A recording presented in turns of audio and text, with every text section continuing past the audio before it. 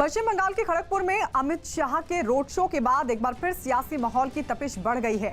इस road show के दौरान अमित शाह ने न्यूज 18 इंडिया से एक बार फिर बंगाल में 200 प्लस का दावा किया। अमित शाह के इस दावे ने ममता बनर्जी के खेमे की चिंता को और बढ़ा दिया है, क्योंकि इससे ठीक पहले चुनाव आयोग ने भी मुख्य सचिव और पर्यवेक्षकों की रिपोर्ट के आधार पर यह मान लिया है कि ममता बनर्जी पर हमले का कोई सबूत नहीं मिला है।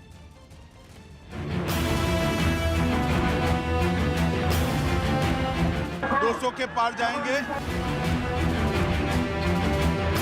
मैं खड़गपुर की जनता का हृदय से बहुत बहुत धन्यवाद करता हूं। मजबूत भारतीय जनता पार्टी की सरकार बनेगी। बंगाल में अमित शाह की हुंकार।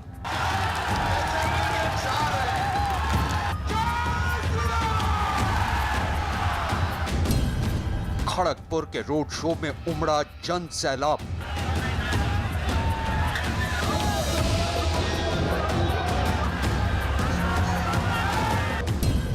भारी भीड़ ने फिर उड़ाई टीएमसी की नींद।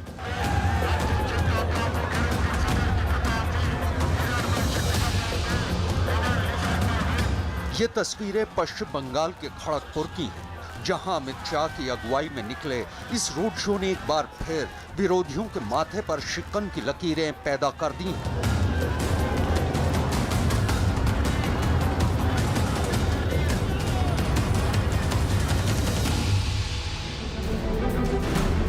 सड़कों पर उमड़ा ये बेहिसाब जन सैलाब और जय श्री राम के नारों के बीच अमित शाह का ये काफिला जहां से गुजरा वहां का माहौल भगवा हो गया।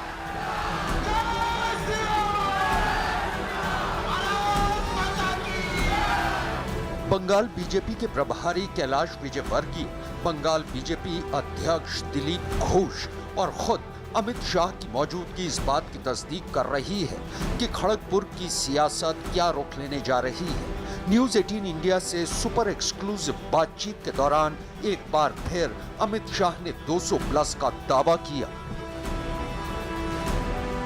गृह मंत्री अमित शाह खड़गपुर में रोड शो में हम इनसे सवाल करेंगे, क्या परिवर्तन की तस्वीर देख रहे हैं? आपका कैमरा ही दिखा दे, खड़गपुर में देखे हर एक व्यक्ति आज रोड पर है। मोदी जी के नेतृत्व में यहाँ पर भारतीय जनता पार्टी की सरकार बनाने के लिए पूरा बंगाल वोटिंग की तिथि की राह देखकर खड़ा है। एक सवाल ममता बनर्जी पे, चुनाव आयोग ये कह रहा है कि हमला तो हुआ नहीं, लेकिन बार बार ममता बनर्जी की तरफ से यही कहा जा रहा है कि उन्हें धक्का दिया गया, हमला हुआ। देखिए, मैं इनकी सेहत जल्दी अच्छी हो और जल्दी प्रचार में लग जाए, ऐसे ही कामना करता हूँ। 200 के पार या और भी ऊपर? 200 के पार जाएंगे और एक मजबूत भारतीय जनता पार्टी की सरकार बनेगी, जो सीमाओं को सुरक्षित करेगी, यहाँ की गरीब जनता के विकास के लिए मोदी जी की सारी योजनाओं को कार्यान्वित करेगी। इसके साथ साथ टोल मनी और कट मनी का जो यहाँ इंस्टीट्यूशनलाइजेशन हो गया है, उसको उखाड़ कर फेंक देगी और तुष्टीकरण को भी समाप्त करेगी। बंगाल के चहुमुखी विकास के लिए भारतीय जनता पार्टी कटिबद्ध है। और आइए अब आपको दिखाते हैं कि आखिर क्यों खड़गपुर बीजेपी के लिए अहम है। दरअसल खड़गपुर सदर सीट मेदिनीपुर जिले में पड़ती है। मौजूदा वक्त में सत्ताधारी टीएमसी का इस सीट पर कब्जा है। 2016 में यह सीट बीजेपी के दिलीप घोष ने कांग्रेस से जीती थी। 2019 में हुए उपचुनाव में पहली बार टीएमसी ने यह सीट जीती थी।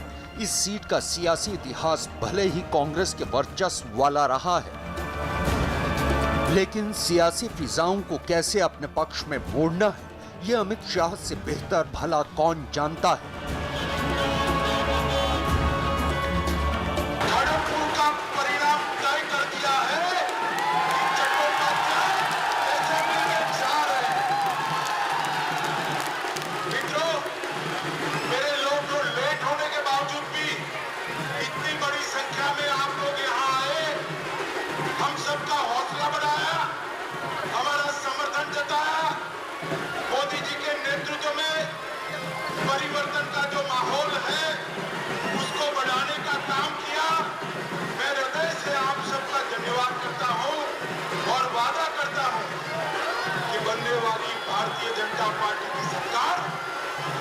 असली परिवर्तन लाने में कामयाब होगी और यहाँ पर फिर से एक बार सोनार बांग्ला का निर्माण होगा।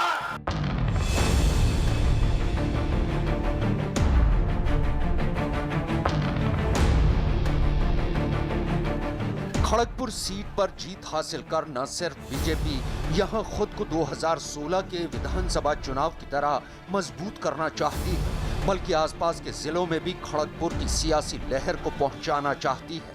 यही वजह है कि पार्टी विधानसभा चुनावों को लेकर कैंडिडेट का चुनाव भी फूंक फूंक कर रही है।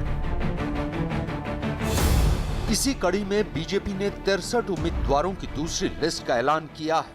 लिस्ट की खास बात यही है कि इस बार केंद्रीय मंत्री बाबुल सुप्रियो समेत बीजेपी के 4 सांसदों को विधानसभा की सीटों के लिए टिकट दिया गया है। कुछ बड़े चेहरे आपको दिखाते हैं जिन्हें ममता बनर्जी के खिलाफ चुनावी समर में उतारने का ऐलान किया गया है। इस लिस्ट में पहला नाम आता है आसनसोल के सांसद बाबुल सुप्रियो का, जिन्हें टॉलीगंज से टिकट दिया गया है।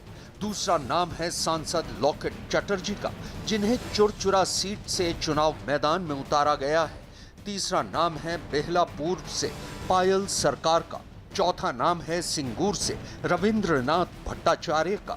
पांचवा नाम है तारकेश्वर से चुनाव लड़ने जा रहे स्वप्नल दास गुप्ता का। छठा नाम है अंजना बासु का, जिन्हें सुनारपुर दक्षिण से चुनाव मैदान में उतारा गया है। सातवां नाम है दीपक हल्दर का, जिन्हें डायमंड हार्बर से टिकट दिया गया है। आठवां नाम है नीतीश प्रामाणिक का, इन्हें दिनहाटा सीट से चुनाव लड़ने को कहा गया है। इसके अलावा टीएमसी छोड़कर बीजेपी में शामिल हुए राजीव बनर्जी को डोमजूर सीट और प्रबीर घोषाल को उत्तरपारा सीट से विधानसभा चुनाव के लिए टिकट दिया गया है। हमारे साथ केंद्रीय मंत्री बाबुल सुप्रियो हैं, जिनको पार्टी ने विधानसभा चुनाव लड़ाने का फैसला किया है। बाबुल जी, केंद्रीय मंत्री, सांसद और उसको विधायक का टिकट अगर पार्टी दे तो कुछ तो सोचा होगा आपके बारे में। पार्टी ने जो काम दिया है वो काम सुचारू रूप से करने की कोशिश करूंगा। जहां का मैं 2 बार का सांसद हूं आसनसोल में, वहां पे 7 सीट में 7-0 करना है, वो एक चैलेंज है। उसके साथ साथ टॉलीगंज में प्रत्यक्ष रूप से मुझे लड़ने का मुझे दायित्व दिया और एक क्या कहूँ, एक बहुत बड़ा रिस्पॉन्सिबिलिटी दिया गया। उसमें भी जब मैं फ्लाइंग कलर्स से निकल जाऊं, यही आशा, उम्मीद और कॉन्फिडेंस ये है। उधर नंदीग्राम में चोटी